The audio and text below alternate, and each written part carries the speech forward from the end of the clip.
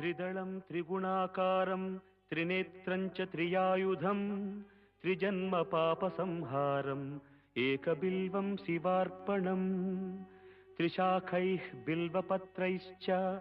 अच्छिद्रैः कोमलैः शुभैः तव पूजां करिष्यामि एकबिल्वं शिवार्पणम् कोटिकन्या महादानं तिलपर्वतकोटयः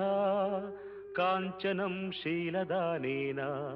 एकबिल्वं शिवार्पणम् काशीक्षेत्रनिवासं च कालभैरवदर्शनं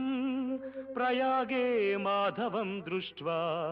एकबिल्वं शिवार्पणम् इन्दुवारे व्रतं स्थित्वा निराहारो महेश्वर नक्तं हौष्यामि देवेश एकबिल्वं शिवार्पणम्।